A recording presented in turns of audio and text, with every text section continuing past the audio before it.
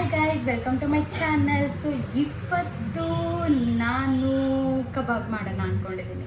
ಕಬಾಬ್ ಅಂದರೆ ಬೆಳ್ಳುಳ್ಳಿ ಕಬಾಬ್, ನಾರ್ಮಲ್ ಕಬಾಬ್ ಅಲ್ಲ. ನಾರ್ಮಲ್ ಕಬಾಬ್ ಎಲ್ಲರಿಗೂ ಬರುತ್ತೆ, ಗೊತ್ತಿರೋ ವಿಷಯ. ಸೊ ಬೆಳ್ಳುಳ್ಳಿ ಕಬಾಬ್ ಆಲ್ಮೋಸ್ಟ್ ಎಲ್ರಿಗೂ ಗೊತ್ತು. ಲಾಸ್ಟ್ 1 year ಬ್ಯಾಕ್ ಅನಿಸುತ್ತೆ ಇದು ಟ್ರೆಂಡಿಂಗ್ ಆಗಿತ್ತು. ಬಟ್ ಇವಾಗ ನಾನೆಲ್ಲ ಕಲ್ತ್ಕೋತಾ ಇದ್ದೀನಲ್ವ ಅಡುಗೆ ಮಾಡೋದು. ಸೊ ಅದಕ್ಕೆ ನಾನು ಚೆನ್ನಾಗಿ ಮಾಡೋದು ಕಲ್ತಿದ್ದೀನಿ ಅಂತ ಹೇಳಲ್ಲ, ನೋಡೋಣ ಹೇಗೆ ಮಾಡಿದ್ದೀನಿ ಏನು ಅಂತ, ಯಾವ ಥರ ಮಾಡ್ತೀನಿ ಅಂತ ನೋಡಿ. ಓಕೆ, ಮಿಕ್ಸಿಗೆ ನಾನು 2 ಬೆಳ್ಳುಳ್ಳಿ ಬಿಡಿಸಿ ಹಾಕ್ಕೊಂಡಿದ್ದೀನಿ. ಅದ್ರ ಜೊತೆಗೆ ಸ್ವಲ್ಪ ಶುಂಠಿ ಮತ್ತು 10 ಇಲ್ಲ 12 ಮೆಣಸಿನ್ಕಾಯಿ, ಸ್ವಲ್ಪ ಖಾರ ಇರಲಿ ಅಂತ 5 ಲವಂಗ ಹಾಕ್ಕೊಂಡಿದ್ದೀನಿ. ಅದ್ರ ಜೊತೆಗೆ ಕರಿಬೇವು ಹಾಕಿ ಗ್ರೈಂಡ್ ಮಾಡ್ಕೊತಾ ಇದ್ದೀನಿ. ಒಂದು ಪಾತ್ರೆಯಲ್ಲಿ ಈಗ 2 ಸ್ಪೂನು ಕಾರ್ನ್ಫ್ಲೋರ್ ಹಾಕಿ ತುಂಬ ಚೆನ್ನಾಗಿರುತ್ತೆ. ಅದ್ರ ಜೊತೆಗೆ ಇವಾಗ ಸ್ವಲ್ಪ ಅಕ್ಕಿ ಹಿಟ್ಟು ಹಾಕ್ಕೊಳ್ಳಿ. ಓಕೆ, ಅಕ್ಕಿ ಹಿಟ್ಟು ಹಾಕ್ಕೊಂಡ್ರೆ ನಿಮಗೆ ಕ್ವಾಂಟಿಟಿ ಚಿಕನ್ಗೆ ಎಷ್ಟಿರುತ್ತೆ ಹಾಗೆ ಅದ್ರ ಮೇಲೆ.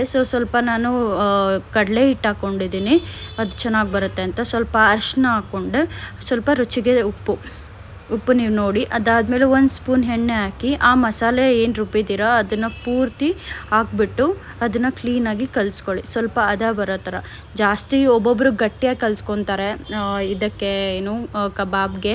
ಒಬ್ಬೊಬ್ಬರು ತೆಳ್ಳಗೆ ಕಲಿಸ್ತಾರೆ, ಬಟ್ ಗಟ್ಟಿಯಾಗಿ ಕಲಿಸಿದ್ರೇ ಓಕೆ. ಬಟ್ ನಾನು ಸ್ವಲ್ಪ ನೀರು ಹಾಕ್ಕೊಂಡು ಕಲಿಸ್ತಾ ಇದ್ದೀನಿ. ಅದ್ರ ಜೊತೆಗೆ ಇವಾಗ 1 ಮೊಟ್ಟೆ ಹಾಕ್ಕೊಳ್ಳಿ. ಸೊ ಮೊಟ್ಟೆ ಹಾಕ್ಕೊಂಡ್ರೆ ಸ್ವಲ್ಪ ಚೆನ್ನಾಗಿರುತ್ತೆ ಕಬಾಬ್ಗೆ, ಚಿಕನ್ ಇದಾಗಿರೋದಕ್ಕೆ. ಸೊ ಚೆನ್ನಾಗಿ ಕಲಿಸಾದ್ಮೇಲೆ ಅದಕ್ಕೆ ಸ್ವಲ್ಪ 2 ಕಾರ್ನ್ಫ್ಲೋರ್ ಹಾಕಿ, 2 ಸ್ಪೂನ್ ಕಾರ್ನ್ಫ್ಲೋರ್ ಹಾಕಿ. ಅದು ಹಾಕಿದ್ಮೇಲೆ ಸ್ವಲ್ಪ ಗಟ್ಟಿಯಾಗಿ ಬರುತ್ತೆ, ನಿಮಗೆ ಗೊತ್ತಾಗುತ್ತೆ ಅದು ಕಲಿಸ್ಬೇಕಾದ್ರೆ ಅದು ಹೇಗಿರುತ್ತೆ ಅಂತ. ಸೊ ನಾನಿವಾಗ ಅದರ ಜೊತೆಗೆ ಚಿಕನ್ ಹಾಕ್ತಾಯಿದ್ದೀನಿ. ಸೊ ಅದ್ರ ಜೊತೆಗೆ ನೀವು ಲೆಮನ್ನು ಹಾಕ್ಬೋದು, ಹೀಟ್ ಆಗುತ್ತೆ ಚಿಕನ್ ಸ್ವಲ್ಪ ಅಂತ ಅಂದ್ಬಿಟ್ಟು. ಸೊ ಅದ್ರ ಜೊತೆಗೆ ಲೆಮನ್ ಹಾಕ್ಕೊಳ್ಳಿ, 1/2 ಲೆಮನ್ ಬೇಕಂದರೆ. ಅದಾಕ್ಬಿಟ್ಟು ಪೂರ್ತಿ ಕಲಸಿ 1/2 hour ಬಿಡಿ. 1/2 hour ಇಲ್ಲ 45 minutes ನೀವು ಬಿಟ್ಟರೆ ಅದು ಕ್ಲೀನಾಗಿರುತ್ತೆ. ಓಕೆ, ಸೊ ನಾನು ಮುಚ್ಚಿಟ್ಟೆ. ಸೊ 1/2 hour ಬಿಡಿ. ಸೊ ಟನ್ ಸೊ ಎಣ್ಣೆ ಕಾದಿದೆ. ಸೊ ಕಾದಿರೋದಕ್ಕೆ ನಿಧಾನಕ್ಕೆ ಬಿಡಬೇಕಾದ್ರೆ ಹುಷಾರು. ಆ್ಯಂಡ್ ಇನ್ನೊಂದು ಏನಂತಂದರೆ, ನೀವು ಬಿಟ್ಟು ಸಡನ್ನಾಗಿ ಎತ್ತಕ್ಕೆ ಹೋಗಬೇಡಿ. 2-3 minutes ಅದು ಬೇಯೋಕ್ಕೆ ಇದಾಗಬೇಕು, ಇಲ್ಲಾಂದರೆ ಎಲ್ಲ ಫುಲ್ ಮಸಾಲೆ ಎಲ್ಲ ಎಣ್ಣೆಲ್ಲೇ ಇದಾಗ್ಬಿಡುತ್ತೆ.